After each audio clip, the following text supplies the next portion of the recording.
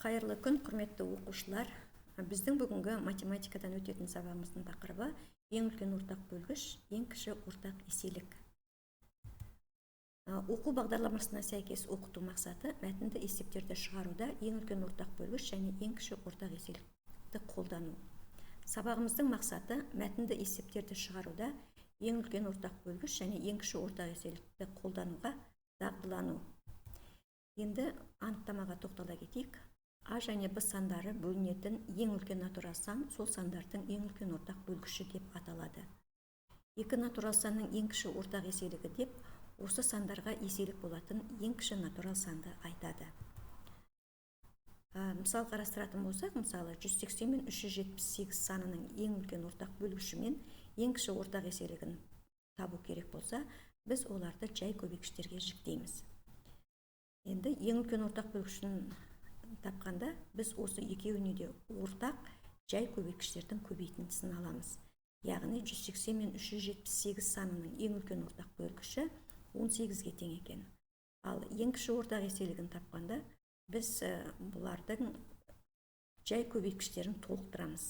Яғни барлығындағы бар көбейткіштерді көбейтіндісін аламыз. Ең кіші ортақ еселігі 180 мен 378 санының 3780 болады екен. Енді осы қасиеттерді қолданып, біз мына деңгейлік есептерді шығарайық. Мына берілген сандардың ең үлкен және ең кіші ортақ еселігін табыңыз. Яғни 96 мен 36 санының және 14 пен 42 сандарының ең үлкен ортақ бөлгіші мен ең кіші ортақ еселігін табу үшін жай көбейгіштерге жіктедік. Мінекей, 96 мен 36-ның ең үлкен ортақ бөлгіші 12-ге тең, ең кіші ортақ еселігі 288-ге тең екен. 14 пен 42-ның ең үлкен ортақ бөлгіші 14-ге тең, ең кіші ортақ еселігі 42-ге тең. Жақсы, келесі Б деңгейінде мынандай мәтінді есепті шығарып көрейік. 5-ші сыныптарда 36 ер бала және 48 қыз бала бар. Осы оқушылардан барлық топтарда қыздардың саны бірдей және ер балалардың саны бірдей болатындай етіп, неше топ құруға болады дейді.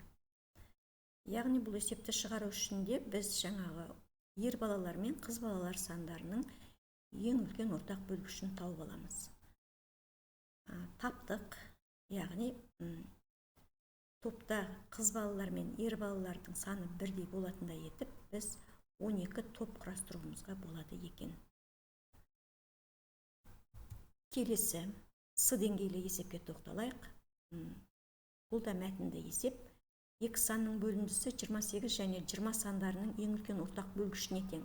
Осы екі санның айырмасы 7 мен 9 сандарының ең кіші ортақ еселігіне тең. Бұл қандай сандар? Яғни есептің шешіміне жету үшін есептің шарты бойынша, яғни ең үлкен ортақ бөлгіштерін тауып аламыз 28 пен 20-ның. Ол 4-ге тең екен.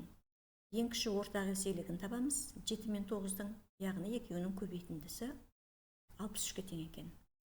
Енді есептің шарты бойынша теңдеу құрамыз. Бірінші санымызды X, екінші санымызды Y деп аламыз. Яғни бірінші санның екінші санға бөліндісі ол 4-ге тең дейді. Теңдеу құрып алдық. Енді бірінші саннан екінші санды азайтсақ, ол 63-ге тең дейді. Ары қарай екінші теңдеуімізден біз X-ті тауып аламыз. X-іміз 63 қосылған Y-ге тең. Енді осы X-тің мәнін бірінші теңдеудегі X-тің орнына апарып қоямыз. 63 қосылған Y-тің Y-ге қатынасы тең 4 деген теңдеу шығады. Бұл жердегі Y-іміз бөлшектің бөлімінде тұрғандықтан, бұны біз 0-ге тең емес деп аламыз. Ортақ бөлімге келтіріп, теңдеуімізді жинақтасақ, 63 қосылған Y тең 4Y деген теңдеу шығады. Айнымалыларды теңдіктің сол жағына, сан мәнін оң жағына жинақтаймыз. Яғни бұл жерде Y-тің мәнін табатын болсақ, Y 21-ге тең болады. Бастапқы белгілеп алған X-іміздағы Y-тің орнына мәнін қойып табатын болсақ, біздің X-іміз 84-ге тең болды. Яғни біздің бірінші санымыз 84, екінші санымыз 21-ге тең екен. Енді балалар сабақты бекітейік. Ол үшін мына сілтемеге өтеміз.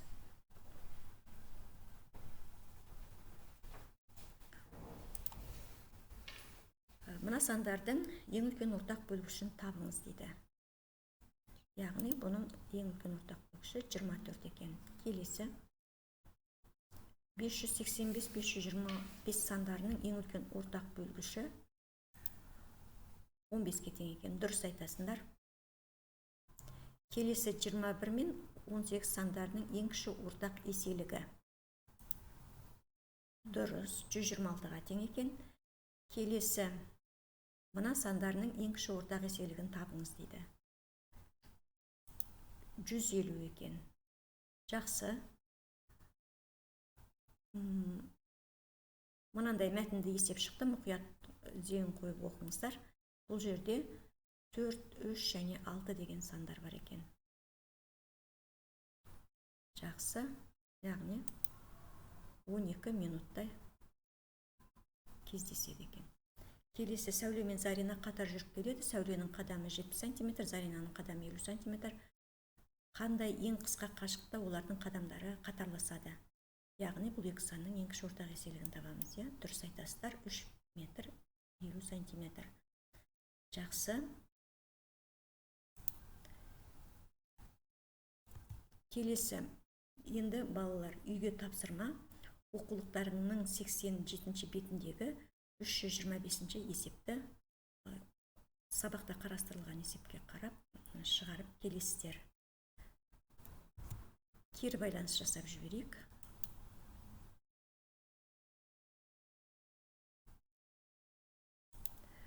Енді бұл жерде сабақ сіздерде сұрақтарыңыз болса, күн мен бұлтты таңдаймыз.